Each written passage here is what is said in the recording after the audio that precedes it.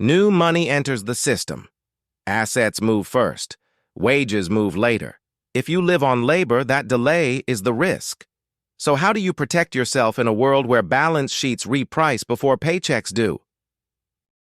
To answer that question honestly, we need to avoid two bad stories.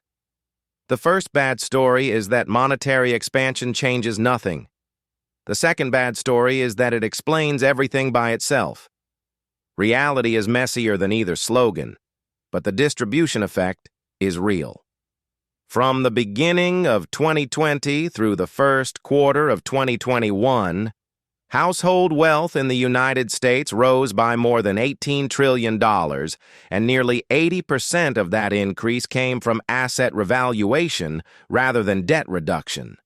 That does not mean central bank action was the only force at work. Fiscal transfers mattered, supply shocks mattered, reopening mattered, risk appetite mattered. But it does mean this. If asset prices revalue faster than labor income, the first gains show up on the balance sheets of people who already own the assets.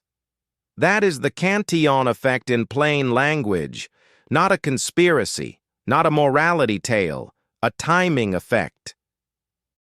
Before talking about ownership, we need to talk about survival. The Federal Reserve's 2024 survey found that 63% of adults said they could cover a $400 emergency expense using cash or its equivalent. That means 37% couldn't do so that way. Only 55% said they had enough rainy day savings to cover 3 months of expenses. That is the starting condition. If a household is one shock away from missing rent, running up high-interest debt, or selling assets at the worst possible moment, then just buy assets earlier is not serious advice. Labor has to survive volatility before labor can become capital. So cash has two different jobs. As a long-run growth asset, cash is weak. As an emergency buffer, cash is oxygen. Those are not the same function, and confusing them creates bad analysis. The next point is the core mechanism. The rich do not only spend differently, they own differently. In the latest Federal Reserve distributional data, the top 1% hold roughly half of corporate equities and mutual fund shares. The bottom half hold about 1%. Household survey data show the same pattern. In the bottom half of the income distribution, only a minority of families own stock at all. In the top decile, almost all do. And among families that do own stock, the dollar amounts are not even close. So if the market rises by 10%, the percentage is the same. The lived outcome is not. A small portfolio gets a small dollar gain. A large portfolio gets a life-changing dollar gain. Same percentage, different world. That is why asset inflation feels unequal even when the return number looks neutral on paper.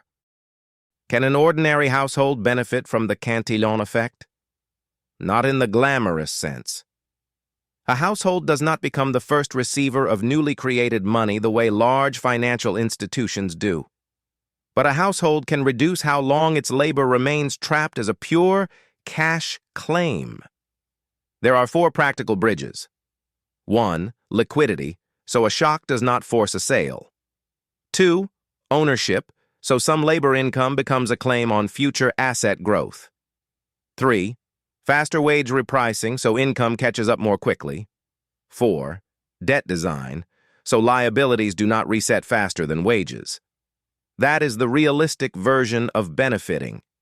Not becoming the printer, not finding one magic trade, just becoming less exposed to being last in line. Ownership matters, but the form of ownership matters too. One of the few large-scale systems that regularly converts labor income into capital claims is payroll-linked retirement ownership.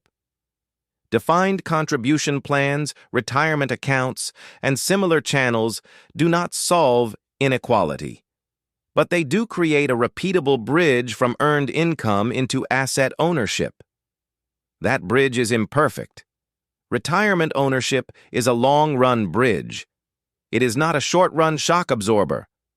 A retirement account cannot do the same job as emergency liquidity. For many households, those are two different problems, and they have to be solved in the right order. The second lesson is about design. Automatic enrollment can widen access dramatically, but defaults also shape outcomes. A system can increase participation and still leave people stuck in contribution rates or allocations that are too timid. So the serious lesson is not just open access. It is design the channel well. Ownership is one bridge, wage repricing is the second. From the first quarter of 2019 to the first quarter of 2026, seasonally adjusted median weekly earnings in the United States rose from $899 to $1,233. That sounds strong in nominal terms, but the lived improvement is much smaller once prices are rising too. This is why people can feel richer on paper and tighter in real life at the same time. And repricing is not uniform across workers. The Atlanta Fed's wage growth tracker for March 2026 showed about 3.8% wage growth for job stayers and 5.0% for job switchers. That does not mean everyone should constantly change jobs. Many workers cannot. The point is narrower. Labor that reprices slowly is more exposed to the Cantillon lag than labor that can renegotiate faster. Debt shows the same logic in reverse. A fixed-rate obligation is one thing. A variable-rate balance is another. When rates rise, some debts get easier in real terms. Others become a trap almost immediately. So the real question is not whether a household has debt. It is what kind of debt it has, how fast it resets, and whether income can keep up. Housing deserves its own chapter because it is both an asset and a necessity. That makes it one of the most important channels in the entire story. Housing exposure is more broadly distributed than listed equities, which is one reason it can cushion inequality differently from stocks. But the second half of the story matters just as much.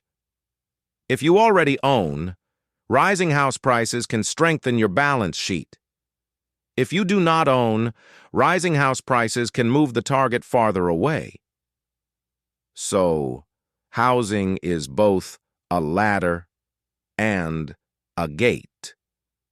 And even for owners, higher house prices often create paper wealth more easily than spendable cash. That means housing can protect incumbents and exclude entrants at the same time. At this point, the answer becomes clearer. Can an individual benefit from the Cantillon Effect? Partially, yes. But not by becoming the first receiver. A household is less exposed when it can survive the waiting period, convert some labor into ownership over time, improve how quickly income reprices, and avoid liabilities that reset faster than wages. That is the personal answer. But if the question becomes how to narrow the wealth gap, the answer is no longer mainly personal. It becomes institutional. The system has to make four things more common: broad ownership, emergency resilience, faster wage transmission, safer debt structures. That is not a heroic answer. It is the honest one. The Cantillon effect is a distribution effect created by timing. Assets usually reprice before wages. For households that live on labor, the realistic defense is to survive the lag, shorten the lag, and build ownership carefully over time. And the broader solution is institutional design, not motivational slogans. This video is for education only, not investment advice.